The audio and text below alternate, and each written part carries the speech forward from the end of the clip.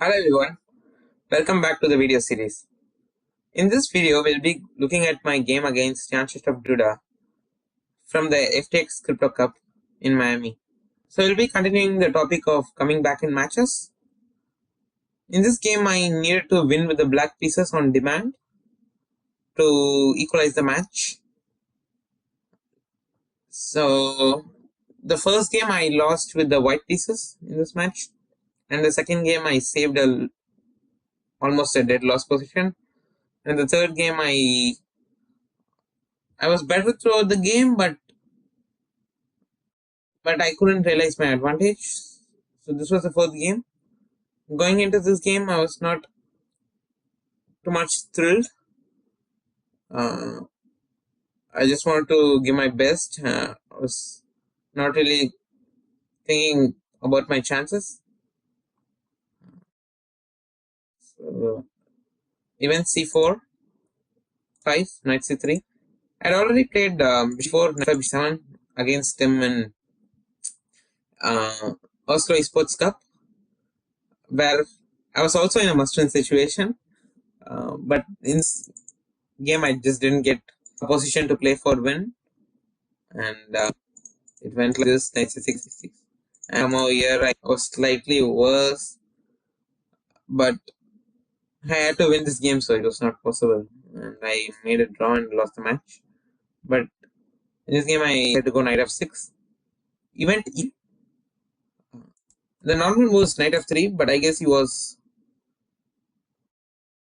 not happy with the line I was playing in the event, which was e4, knight g5, c6, sacrificing a pawn, but getting some activity here. So probably wanted to avoid it. I went bishop b4, knight 2. It's basically a reverse Rosalimo. Knight castle, a3, 1 d7, 4 d4. The normal move would be knight d4, but he opted for queen 4. I went 5, with the idea to go knight a6, knight c5, knight 4, knight a6 was played, bishop, knight c5, the threat of knight b3, d1 was played, f4, fixing these pawns, and also creating a kind of outpost for my knight. So my knight would be very strong on c5, and it also can't be pushed, so it was a very important move.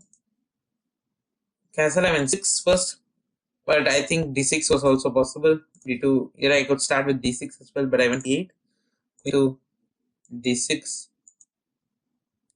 d1, f8, knight b1, and this was one of the main points, and I really needed to find this very accurate and strong move. Basically, white threatens to play bishop moves, either bishop b4 or bishop c3, and try to activate both the rook and the bishop. So I needed to strike quickly. I went g6. Is that to play bishop f5, bishop c3, bishop f5. Already we can see it's quite difficult for white, because if queen c1, there is knight b3, and finally the queen is just trapped on c1. It has nowhere to go. And queen d2, b3, queen e1, bishop c2. Now the rook gets trapped, and white loses an exchange. So he had to go d3. And here, during the game, I was considering between two choices, either knight of e4 or knight of d7, because I wanted to put more pressure on the d3 point. In the end, I decided knight of e4, but maybe knight of d7 was stronger, keeping the option of and keeping the spin open. And also knight have different options, and probably this was much better. I went e4, which was natural. Went b4. I went queen g5. It looked tempting to get the pieces in place to the front, so I went queen g5, and I got pretty excited with the following idea: knight d2, queen d4. I figured out g3 was the only move, because if knight f4, there's knight b3 with the same idea. If queen e1, that is bishop c2 tactic. e3 I had to play. I went knight b3. I felt this knight on c5 was a trump for black, so I didn't want to exchange. I went knight b3. e1 was played. I went e8, b3, and I would say this was an important moment. I went wrong in this position.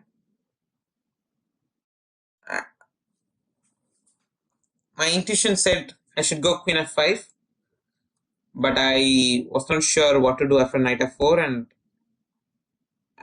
I felt maybe white is kind of surviving, but there is this strong idea after bishop c2, white is forced to go bishop d3 and takes knight d3, and I can go rook e4. Basically, the c4 pawn is just lost in this position, which I failed to understand during the game.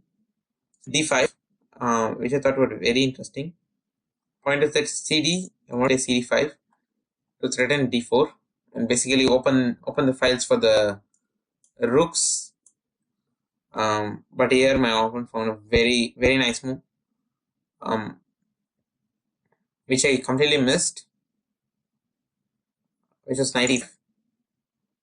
Basically stopping d4 because controlling it. Also, I can't take rook e5 due to f4, and in this moment I had to find very important move to keep the game going on. Let's say a move like bishop c2 be doing much because of the following idea: f4, e7, b5. My rook is trapped. That's why I have to play this important move rook e6, which I found during the game. And here again my opponent went wrongly. I should have continued with f4, queen e7. And now we see the point of rook e6 that bishop b5 doesn't attack e8. And okay, this question is unclear. But knight on e5 is very strong, so it's game still goes on. Even bishop d3, which is a mistake because the point is after d3. I guess I'm going to play rook d3, but there is this little trick with rook e5. 4 doesn't work now, queen f5 as d3 rook is hanging. So yeah, knight e3, and now I d4, basically opening up everything. Here knight f4. Here dc3 was winning.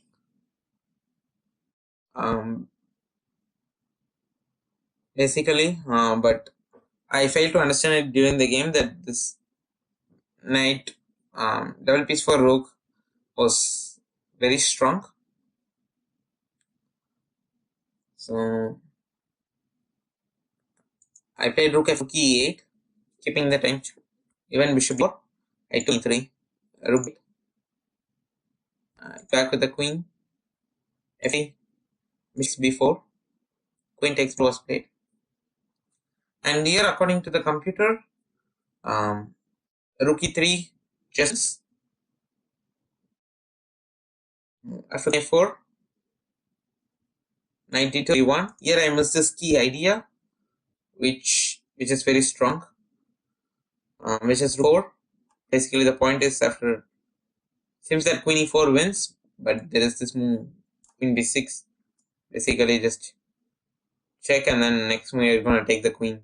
And also, the same applies to rook d2. And here, I think there are a couple of ways. There's queen b6 as well as rook e1, so both wins. And after queen c2, there is rook d4, and black is almost winning here. Go to the weak king, and all the white pieces are badly placed. But I went e2, which felt natural because now if rook d1, there is knight f3 check. He went wrong rook c1, but he ended with rook f2, knight 4, rook f1, and now b7 and f4 are hanging, so queen d1 and then queen d4. Black is still much better, but the game goes on. Rook c1, rook e3. White is just red king is just too weak. Even h1, even 3, even g2. Basically everything will there. I went to b3, c4, d2, d2, e3. c3. Here there were so many wins, but I decided to simply queen takes e2. And I really think that if you see such an option like queen e2, where you firstly get 3 pawns, because I'm threatening rook b3 and rook h2,